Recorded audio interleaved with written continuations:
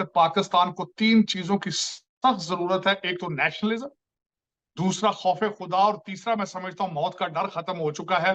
उसकी वजह मैं बताना चाहता हूं कि आज कौम पिस रही है, कौम सड़कों पर है, डीजल 311 रुपए का है।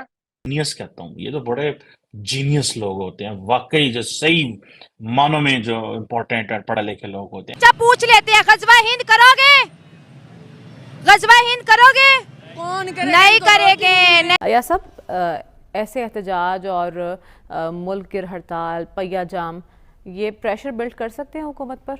पहिया जाम तो नहीं था, पर ये जरूर प्रेशर, नहीं प्रेशर क्या है, ये एक बताता तो है ना कि। और मैं डीजल का क्यों जिक्र कर रहा हूं? इस वजह से कि आपके ट्रैक्टर जो है डीजल से चलते हैं, ट्रांसपोर्टेशन डीजल से चलती है। आप घास, आप आने वाले दिनों में आप घास ही खाएंगे।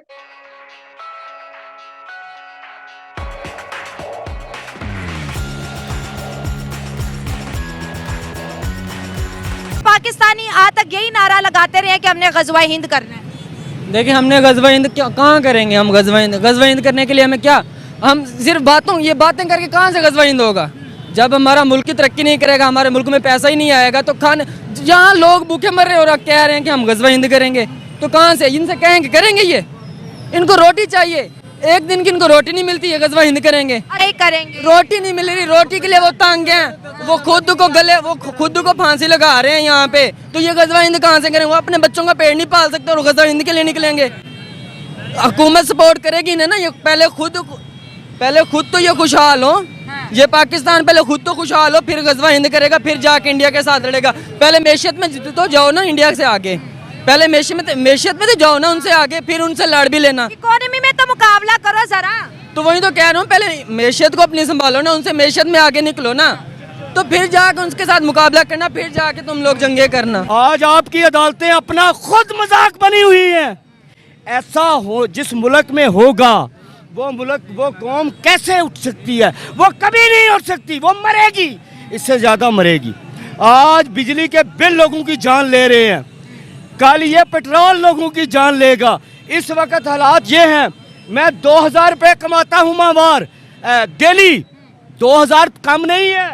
ये दिखाए मेरे जर्नलों को 2000 कमाने वाला जूता नहीं खरीद सकता, 2000 कमाने वाला। तो आप मुझे बताएं, जो 25,000 22,000 ले रहा है, उसकी क्या हालत है? और जिस बेचारे की नौकरी नहीं लग रही, उसकी क्या हालत है? वो खुदकशी नहीं करेगा तो क्या करेगा? मैं हाफिज साहब से एक बात मुखातब होकर करना चाहता हूँ, इसलिए नहीं कि आप चीफ ऑफ आर्मी स्टाफ हैं, इसलिए कि आप हाफिज हैं। आज मैं इसलिए बात करूंगा, आज जो हालात है, लोग खुदकशियां कर रहे हैं, मैं आपसे यह गुजारिश करूंगा, आप हाफिज हैं, कुरान मजीद से मशवरा लें और इन लोगों को बताएं कि अब उन्हें करना क्या चाहिए। मैं कहूँगा तो बगावत का मुकदमा मेरे ऊपर बनेगा। कुरान मजीद कहता है, आप खुद उठाकर देखें, वो कहता है इस हालत में क्या करो? खुदकशियाँ। और खुदकशियाँ करने वालों को मैं एक बात बता दूँ, क्यों अपने लिए आसान मौत का मुखातब इंतखाब करते हो?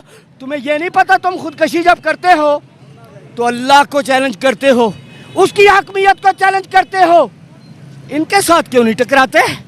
बेचैनी कितनी है, डिसकंटेंट कितना है, लेकिन ये सारे के सारे अलामात हैं।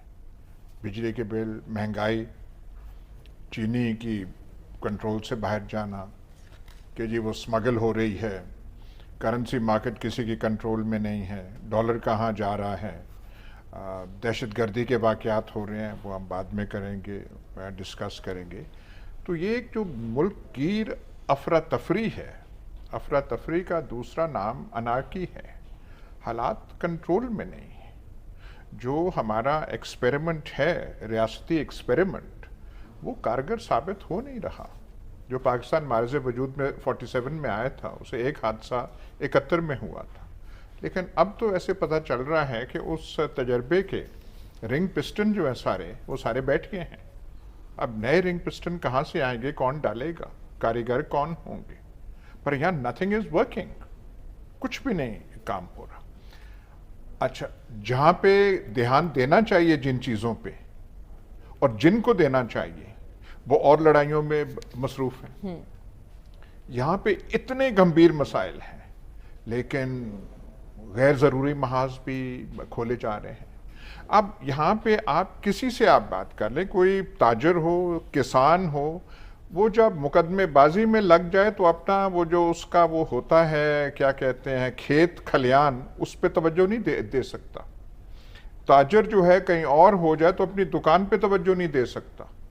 यहाँ पे जो हमने महाज खोले हुए हैं, फिर मैशत पे कौन ध्यान देगा, सिक्योरिटी सिचुएशन पे कौन ध्यान देगा। यहाँ तो इस वक्त ऐसे लगता है कि पाकिस्तान में जो चोर डकैत जिन्होंने पिछले 40, 45, 50 साल से इस मुल्क की दौलत को लूटा, आराम से कोई लंदन बैठा हुआ है, कोई ऊंची दीवारों के पीछे कराची में बैठा हुआ है। वरना आपके पास चॉइस नहीं है। लेकिन दूसरी तरफ आपकी रूलिंग एलीट इस वक्त लंदन जाने के टिकट 11 से लेकर 15 लाख रुपए के हैं और आपके जहाजों में सीट नहीं मिलती। आपके जहाज जो पाकिस्तान से उड़ रहे हैं उनमें सीट नहीं मिल रही। लोग सड़कों पर बिजली के बिल लेकर फिर रहे हैं। मैं समझता हूं कि किसी भी ज़ेही शऊर, जो मेरे वतन अजीज के ब्रिटिश जो एजेंट हैं सारे फॉरेन क्वालिफाइड हैं, किसी से मैं चैलेंज करके कहता हूं कि 25,000 रुपए में एक महीने का बजट बना के दिखाएं तो हम समझेंगे कि हम खुद चांद पर पहुंच चुके हैं। लेकिन किसी को इस चीज का एहसास नहीं है। डॉक्टर शमशाद जो कि नई आपकी फाइनेंस मिनिस्टर हैं, उन्होंने अगले दिन अपने हाथ खड़े कर दिए हैं। उन्होंने कहा कि जो बाहर से जो कोई नजर आ रहा था, जब मैं अंदर आई हूं तो हालात उससे ज्यादा खौफनाक हैं। अगर मुझे पता होता हालात ये हैं तो मैं शायद फाइनेंस मिनिस्टर बनती ही ना। तो इन सर्कमस्टांसेस में आपने कहा है कि घास खा लेंगे, वैसे भी आप मेरे ख्याल में 76 साल से घास ही खा रहे हैं। जो केक और जो खाना खाने वाले हैं वो तो तकरीबन 10,000 लोग हैं और मैंने उनको नाम दिया है ब्रिटिश एजेंटों का। कुछ जो है वो जमींदार हैं, इलेक्टेबल हैं, और जो दूसरे हैं वो हर साल आप नए ब्रिटिश एजेंट बना रहे हैं जो टैक्स कलेक्शन के एक प्रोग्राम के जरिए गवर्नमेंट में आते हैं। वो बड़ी बड़ी ऊंची छतों वाले घरों में रहते हैं जहां ब्रिटिश एसपी और कमिश्नर रहते थे, और वो पता नहीं लोअर मिडिल क्लास से आते हैं और चंद दिनों के बाद वो समझते हैं कि हम भी ब्रिटिश हैं। तो ये आप ब्रिटिश एजेंट आपके जो हैं, खाना सिर्फ वो खा रहे हैं, आप घास ही खा रहे हैं 76 साल से मेरी नजर में। सर पहले तो फिर कहीं ना कहीं उम्मीद दिलवाई जाती थी कि यार नहीं, आने वाला टाइम बेहतर है। कभी ये हमें लॉलीपॉप दिया जाता था कि पाकिस्तान चाइना कॉरिडोर और इस तरीके से ये प्रोजेक्ट आने वाला है, पूरी दुनिया को जो सा पाकिस्तान अपनी मजबूरी बना लेगा, पूरी दुनिया जो सा पाकिस्तान में आएगी ट्रेड के लिए। कहीं ना कहीं हमें उम्मीद दिलवाई जाती थी या एक लॉलीपॉप दिया जाता था। अब हमारे मिनिस्टर डायरेक्ट ये बात करते हैं, भाई जिसने बाहर जाना आप जाएं, बजाय हमें रोकने के, हमें उम्मीद दिलवाने के। अब तो ये कहा ओपनली मिनिस्टर्स ने कहा है कि जो बाहर जाना चाहता है हम उन्हें रोक नहीं सकते, वो जाएं। सर ये कोई लॉजिकल बात है? और नेबर की अगर बात करें फिर कहा जाता है आप इंडिया की बात क्यों करते हो? वहां बात करें, वहां से लोग जो फॉरेन कंट्रीज में एजुकेशन हासिल कर रहे थे इंडिया के, या वहां पे जॉब्स कर रहे थे, वो इंडिया वापस आ रहे हैं।